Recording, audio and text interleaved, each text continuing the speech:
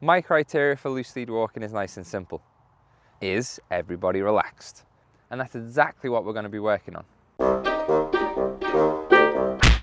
If you're constantly interrupting them, commanding them, cueing them, nagging them, luring with food, marking, rewarding, talking to them non-stop, well, neither of you will be relaxed. Or you might be relaxed and they might be walking quite nicely next to you. But if it's because they're petrified to leave that position, that's not fair. Or they might be thoroughly enjoying the walk, taking in every sniff. Meanwhile, you're getting pulled left to right, nearly dislocating your arm out the socket. That's no good either. This is all about teaching your dog to move with you. Start with you, stop with you, change direction with you. It's them paying attention to where you are. So with the training, you're going to be mostly silent. You're going to take one step backwards. If they choose to follow you, you're going to reward. Another step backwards. If they choose to follow you, reward. Then you're going to change direction. If they choose to follow you, reward. Then you'll slowly add more steps. 3 steps to the left if they follow you, reward. 5 steps backwards if they follow you, reward. 3 steps forwards if they follow you, reward, etc., etc. What we're not doing here is having a treat on the nose and just guiding them and luring them around. This is if they choose to follow you, we reward. With this one, it's 1 or 2 steps. Does he follow me? Yes. Change direction. Does he follow me? Not the food? Yes. We create a pattern and a habit of them paying attention to where we are. We're not asking for it all the time. Yes, we're just marking and rewarding their choice to follow me. Remember, we're asking those questions. Are you with me? Do you stop with me? Do you change direction with me? Do you change pace with me?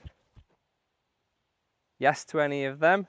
Yeah, you'll mark or you'll reward. This is creating a pattern.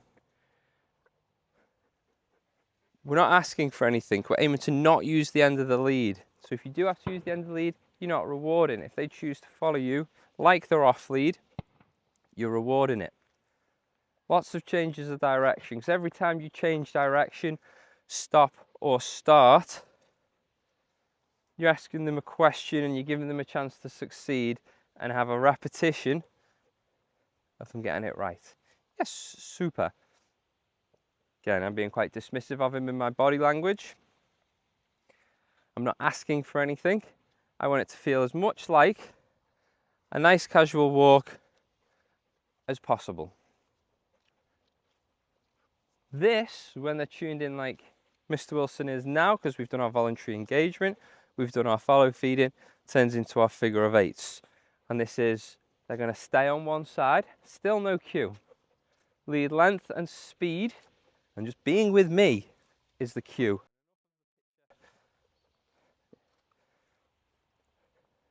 As we turn around this pole, he's free to make a decision if he wants to pull over there. But now he follows me nicely. I used to use the lead a little bit, but that's okay. This way, if he goes to cut in front of me, I'm just going to bring him back with the lead and use my left leg to guide him round. This works on his left leg awareness. He learns to follow that leg. It's a bit more specific than just following me in general. But also lead pressure. If he feels any tension on that lead, that's your handbrake. So again, this isn't a jerk or a lead pop. This is gentle pressure to stop him getting under your feet as I walk around in front of him. Then, without speaking to him, very few rewards now. We're walking together, we're moving together, and we're rehearsing some lovely lead walking.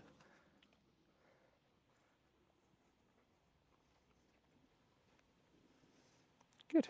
Every change direction or stop or start is asking them a question. Are they with you?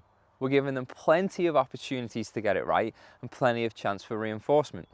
And what we're doing here is forming a habit of them following you, them paying attention to where you are, them becoming more and more sensitive to your stops, starts or change direction. And this is all without verbal cues or constantly nagging them, because that'll just frustrate you and them. But don't get this mixed up. We do want them to know to walk on one side, stay on one side and be 100% engaged with us, but that's formal healing. What we're doing here is we're just creating a habit and teaching them to follow us, because 99% of walks is going to be much more casual than asking for a formal heel. Formal heeling for an entire walk, that's just not fair or realistic. All of this and much more is covered in great detail in the Life Skills for Dogs online course, and I'll leave a link for that in the description below, as well as a link to a totally 100% free training plan. And if you want to look at improving your dog's recall, you should watch this video here. I think it's there.